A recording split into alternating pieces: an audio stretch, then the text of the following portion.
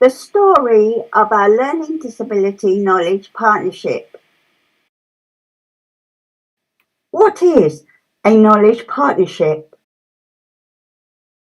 Knowledge partnerships bring people together to share their knowledge, their lived experience, their skills, and community connections to grow and work on an idea together.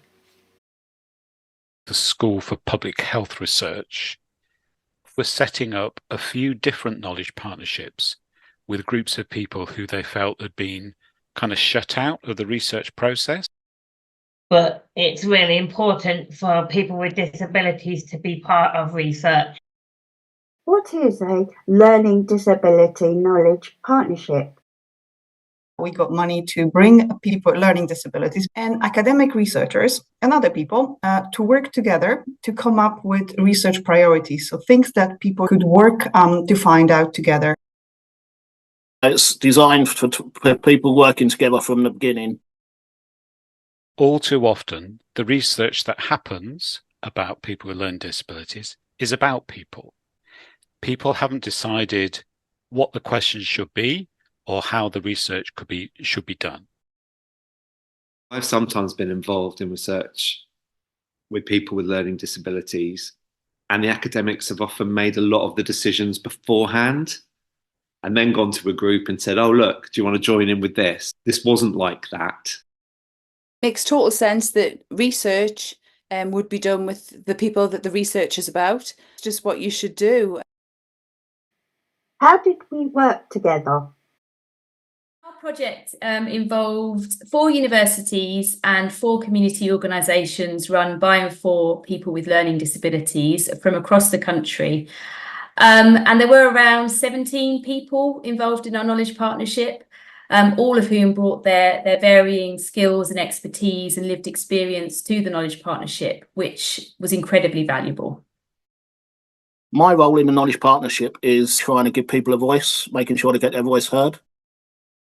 My role was to make sure that I know the people we work with, in the sense that I know what they need and when they need it and how they need it. My job in the knowledge partnership, I think, was to bring a particular set of quite boring skills and contacts and experiences. I worked with a lady called Alex from Essex Uni. We had connections with people with learning disabilities. I worked with Magdalena, and she came to our local speaking up group that we run at People First Dorset. We met, we practiced, we prepared a plan for the meeting. We had handouts for people, we had things to talk about to make sure people understand where they are. And then we kind of made sure everybody got the chance to speak as well. And it was just a very positive meeting. And we also made sure we brought, I think it was cakes and fruit and some lemonade, because it was on a very sunny and warm day. What worried us? I didn't know how I was going to fit in the loop.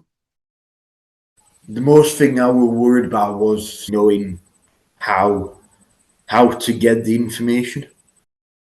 I was worried about whether people with learning disabilities would actually be listened to, because we were working with a bunch of professional people. That it would be too much university speak. I was constantly worried. I was worried that people are not going to want to work with us. I was worried that people are not going to understand what we're trying to do.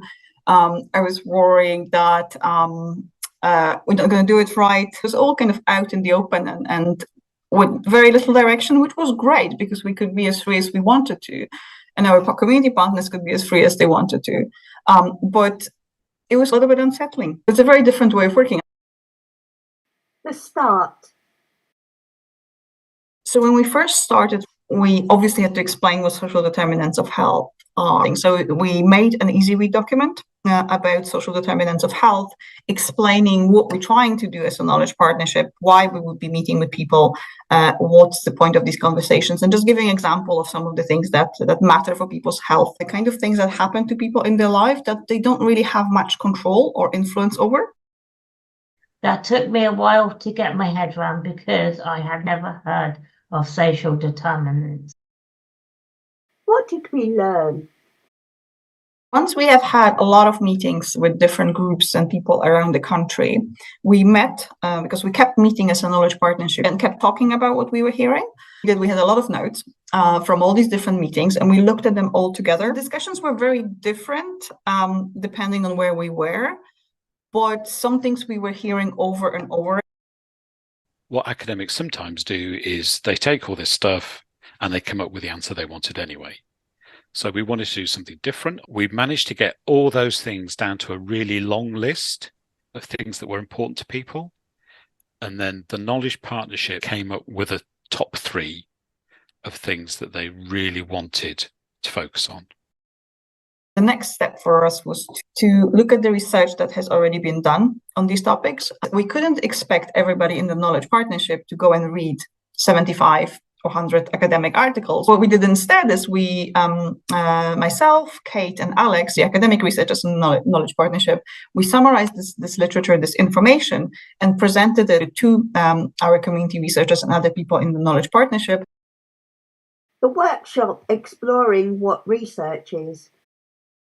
We had an online session together about what is research, and we talked about research being like a detective story that you're trying to work out. It's about putting pieces together. It's about thinking about what the questions that need answering.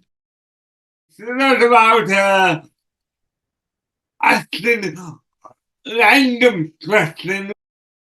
You really want to find out what people think, so you have to kind of ask the question in a way that's an open question. I think everybody had learnt quite a lot, and actually Paradigm, the people that we worked with, made a short film, kind of animation film about the workshop.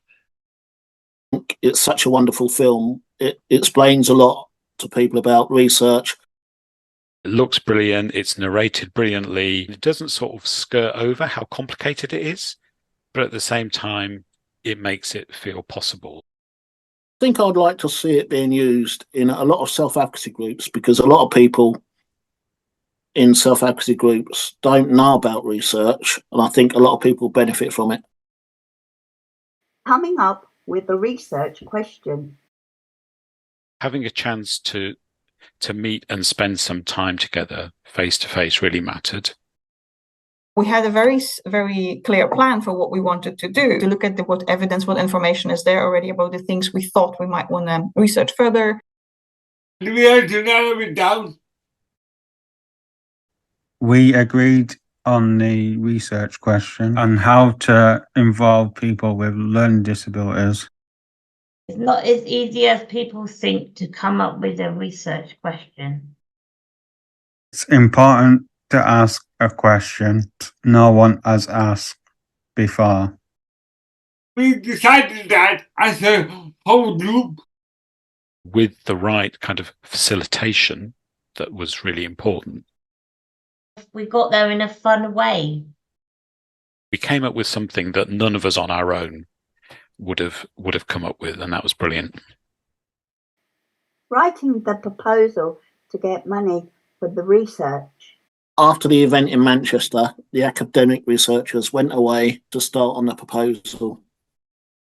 There was a conversation where the academic said, do you trust us to go off and write this in line with everything that we've talked about? And there was a group kind of decision that there was that trust there. One of the self-advocates in the group said, remember, this is all of our work here. He was kind of saying, don't just like leave the room now and take everything that you've got here and then use it for yourself as if we were not part of this.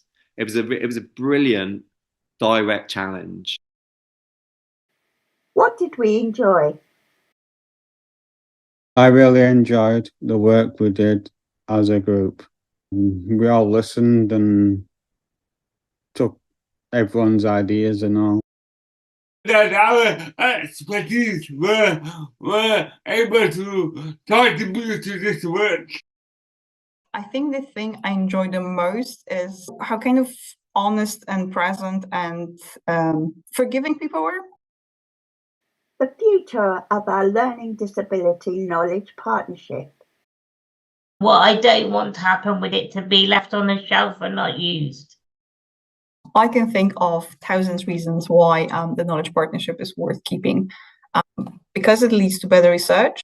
And I think when you need to open it up and bring people in, you really need to look at the reasons why you do things and why you do them the way you do them.